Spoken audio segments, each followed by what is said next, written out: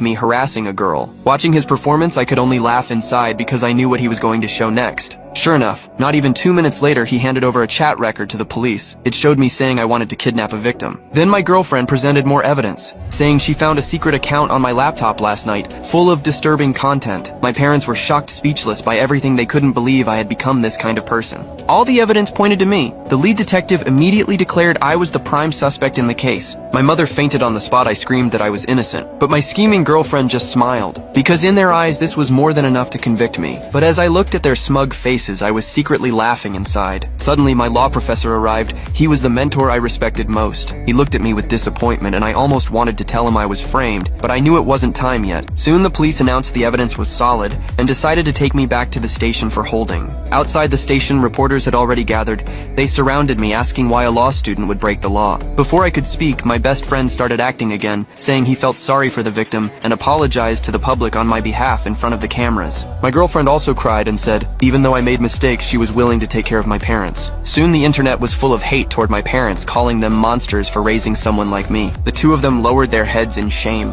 unable to say a word. And my best friend took the chance to say, the professor was my teacher, so he knew me best. The moment he said that, the media turned on my professor. Some even accused him, saying if his student was like this, maybe he wasn't a good person either. Then my best friend leaned toward me and whispered that he set all of this up and I would rot in prison for life. I looked at him calmly, and for the first time he looked nervous. I coldly replied he'd find out soon enough who would actually end up in prison. Just as they were about to take me away, I looked up and calmly asked my best friend, where was I between 8 and 9 last night, because I had a perfect alibi.